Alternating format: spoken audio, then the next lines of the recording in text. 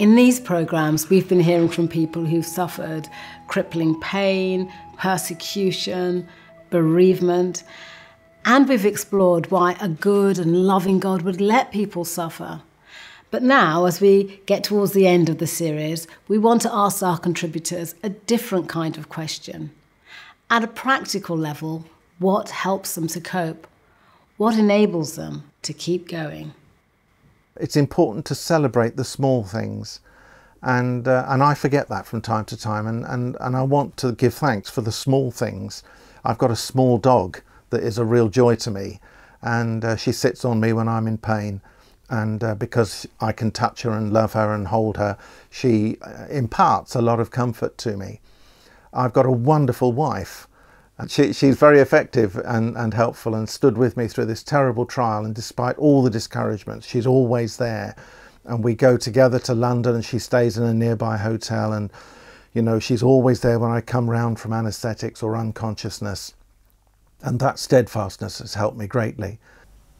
It's quite hard. We always pray at the beginning of the day that God will help us to get through the day, and not knowing what the future holds. I suppose I do sometimes feel that what is the point of being here when I can't do anything, and is it going to be short or long? I don't know. So that it is hard coping with uncertainty, but at the same time that, you know, it says in the Psalms that God knows the number of our days, and I believe that. My daily use of the Bible as a source of inspiration and comfort and encouragement and challenge is something that I've come to depend upon greatly. And I say to people, get hold of a Bible in a version that you can understand, you know, because it's so important that we can get hold of God's word in the language of our hearts.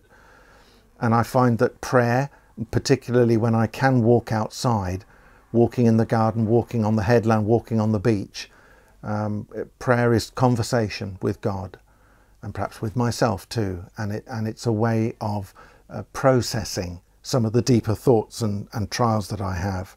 And I think also that in terms of, you know, surviving, it's important to have realistic expectations. I've come to see over 18 years that there is no magic bullet. I'm longing for a miracle, but I'm realistic.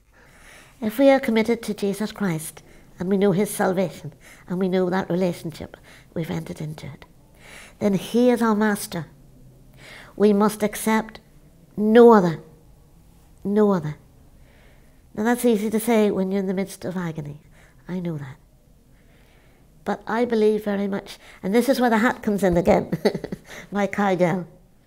I believe you've got to round up those pain stays, get them into the corral, lock the gate, and don't let them stampede you. Never give up, never give up.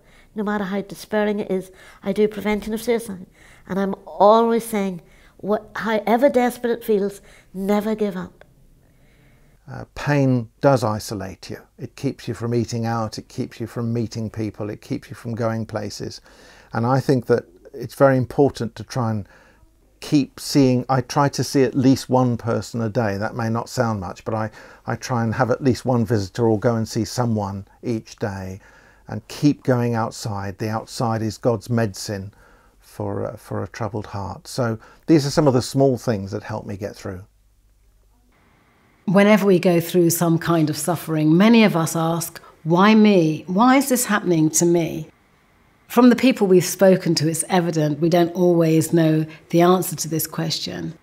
But it would seem that perhaps sometimes we have to just make that choice to trust God's goodness and love even when we can't see it. And that's probably one of the toughest choices we'll ever make. We'll say a bit more about it next time in the last part of this series, as we ask, what about the suffering of innocent children?